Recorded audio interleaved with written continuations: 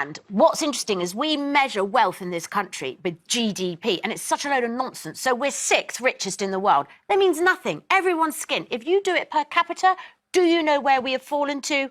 20th. Yeah, 20th. I don't and doubt the first is Luxembourg. So in terms of how we feel... Luxembourg, that got rid of their wealth tax. But, that's interesting. OK. The tax system in Luxembourg, as you know, Christo, is very, very different to what we have. But let's go back. So the preview you just saw in the beginning was basically Gemma Fort destroying her own stance as it relates to wealth tax in the United Kingdom. So basically what's going on is the conversation's coming up on whether the ultra rich in the United Kingdom should have their wealth taxed in order to stop the benefits cut from this current Labour government. So she's a strong advocate for wealth tax on the ultra rich in the United Kingdom. And then she basically goes on to talk about GDP. She says that the UK is sixth in the world in relation to GDP, but when it comes to GDP per capita, the UK are 20th and Luxembourg are first. And then Christo's basically like, yes, because in the year 2006, Luxembourg abolished their wealth tax. So businesses are incentivized to go to Luxembourg and do business. In relation to that, they have low corporate taxes as well and other incentives. So, and population as well, and they're very, very tiny. So yeah, it's a bit of a different conversation, but she basically owns and butchers her own point. Personally, before I play the segment for you, I believe that this current Labour government should stop penalising small, medium-sized businesses. From next month, April, we're going to see a rise in employers' national insurance. So April 2025, in a couple of days, we're going to see a rise in NI for employers. And we see that small and medium-sized businesses are being penalised all the time, and the working class are always being penalised. In addition to that, I believe once you start penalising small, medium-sized businesses and the private sector, then you are destroying growth in the country. And this is why we see so many millionaires have just left the country. Like, I believe UK have one of the highest rates of millionaires leaving and exiting the United Kingdom. You know, because it's just becoming unbearable and people just move elsewhere. So yeah, and I believe that there needs to be better trading policies, but I don't see that happening under this Labour government. But anyway, guys, let's watch the video and I will close out the segment. The Chancellor is set to save about £5 billion with her cuts to welfare budget. But could she have generated even more money through introducing a wealth tax? Now, a number of MPs have joined forces with groups like the Patriotic Millionaires and Oxfam to call for a 2% tax on the very richest in society. Now, they predict that they could raise around 450 million a week. That's 24 billion pounds a year, way more than the benefits cuts. So should they have done this instead? Christo, let's be clear about what we're talking about. This is not a tax on working people. It's not a tax on earnings. If you earn £500,000 because you're a city banker, great, pay your tax. That is fine. This is on people who have assets, assets of £10 million and above, tax them 2%. No.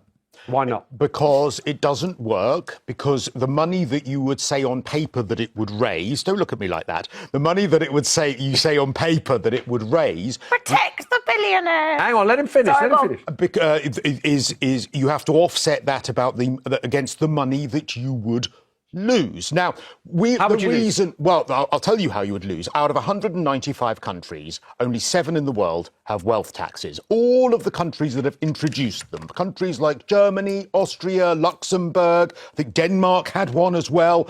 All of those countries that introduced it saw the amount of wealth in those countries leaving. People also didn't want to create wealth and create jobs so the money that they were raising in their wealth tax was not beneficial because the tax take was going down because of the number of people that left. Firstly. Secondly, we already tax people who accumulate wealth. You are taxed on the money that you earn to buy that wealth. You are taxed on the money that you earn when you sell that wealth. Okay. Pause there. Dividends you're taxed on. Give Gemma a go. So first she's of going all, to burst. Where we agree, we should be raising the income tax threshold for everybody, right? Because that has been stagnating for ages, and normal people, i.e. someone on 20, 30, 40,000 pounds, needs more money at the moment. Growth. Right?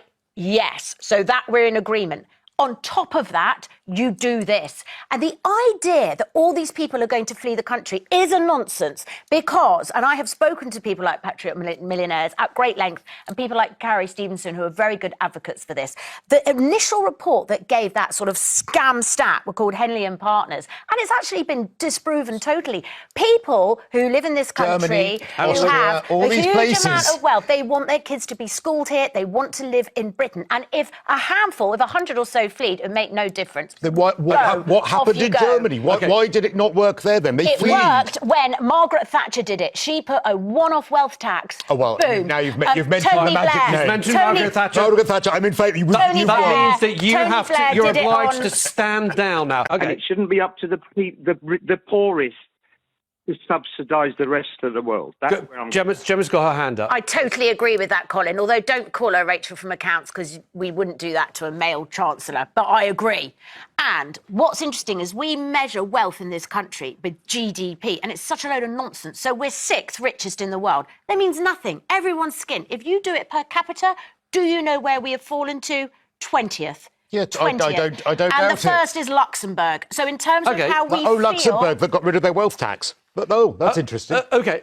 The tax system in Luxembourg, as you know, Christo, is very, very different to what we have. But let's go back. Yes, I believe we should be taxing the rich. There's a lot of rich people in this country who are getting away in big companies and big corporations who are not paying their fair share. We should be taxing the rich. It's always the poor are getting poorer and the rich are getting richer.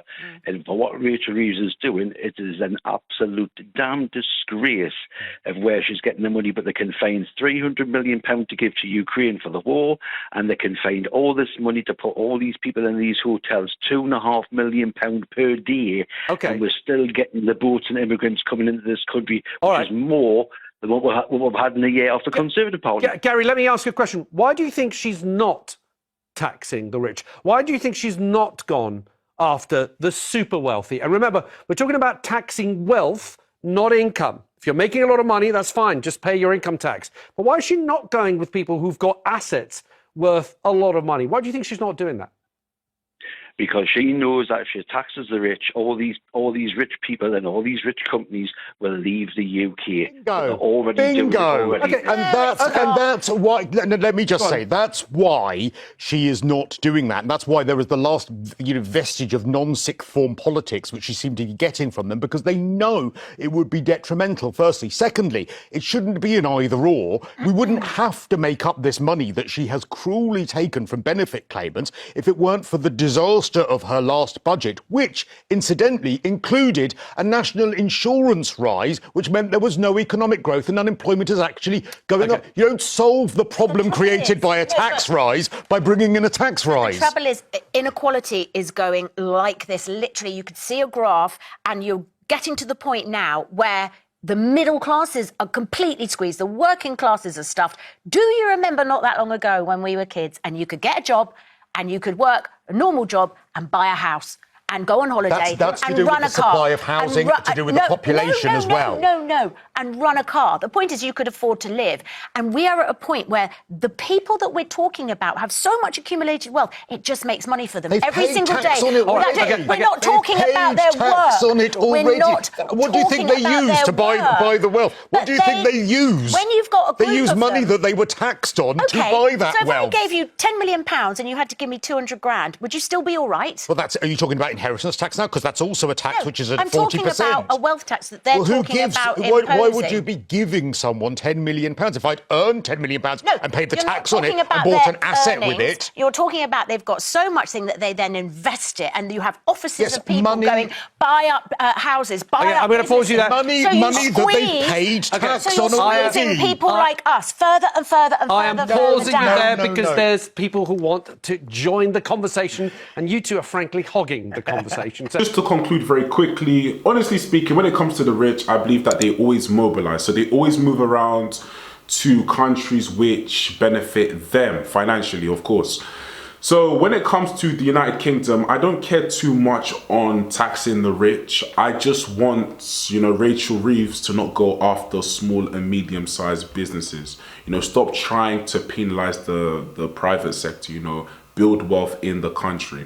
You know, make the UK attractive to people coming in, to investors coming in. Don't just scare potential investors in the United Kingdom, whereby they're thinking, is it viable for me to go to the UK and do business there and trade there? I'm not too sure.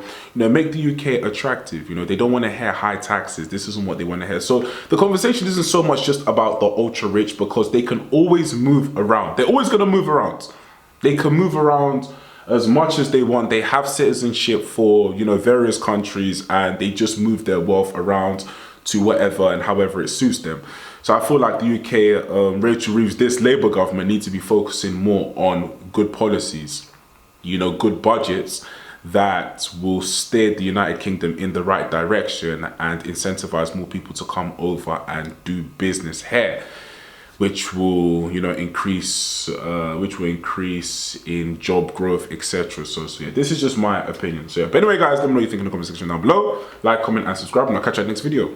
Peace.